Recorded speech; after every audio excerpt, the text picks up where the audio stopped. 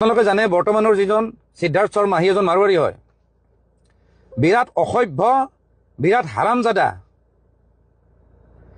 কোনো এজন মানুহক ভাল সন্মান নকৰে। সি মোৰ কথা কোৱা নাই, মোৰ কথা পিছত কয় বাৰু, সেইটো মই নকওঁ।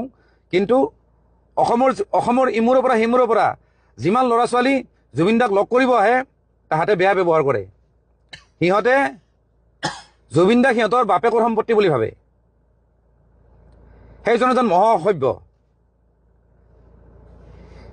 সি এইখিনি কথা জানিব লাগে যে জুবিন দাই আজি কিমান পেক খাইছে, কেতিয়া শুব লাগে, কাৰণ পিছদিনাখন শ্ব' আছে, কিবা আছে, হেল্থটো যে কিমানখিনি বেয়া, কি ধৰণে তেওঁক মেইনটেইন কৰিব লাগে, সেইটো মেনেজাৰৰ দায়িত্ব হ'ব লাগে। কিন্তু সি ঢকৰাৰ খালি পইচা লাগে, তাৰ বেলেগ কথা কোনো মতলব নাই। তাৰ বছ আছিলে, আপোনালোকে চাগে জানে, তাৰ বছ আছিলে, তাৰ মালিক আছিলে টাৰ্চেম মিট্টাল। সেই টাৰ্চেম মিট্টালে জুবিন গাৰ্গক মেনেজ কৰিছিলে প্ৰথম সেইজন প্ৰথম মাৰোৱাৰী। কিন্তু যেতিয়া সেই টাৰ্চেম মিট্টালে যেতিয়া সুবিধা পালে তেতিয়া বম্বে গুচি গ'ল। তেতিয়া জুবিন গাৰ্গৰ হেৰি বুলি মতলব নাই।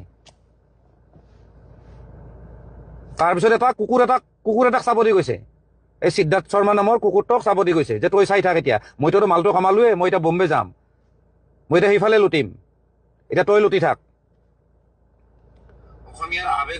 সেইকাৰণে মই কৈছো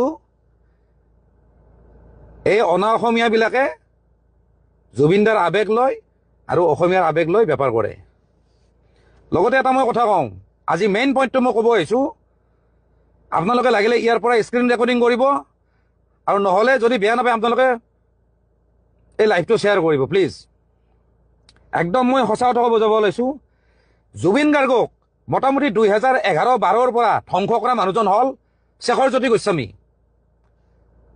সেই কুকুৰটোৰ নাম কিন্তু ছ'চিয়েল মিডিয়াত অহা নাই, কোনো নিউজ চেনেলতো অহা নাই, এনেই জাষ্ট আহিছে। কিন্তু তেওঁৰ এগেইনষ্টত কিন্তু কোনো কেছ নাই, কোনো এফআইআৰ নাই কোনো থানাত।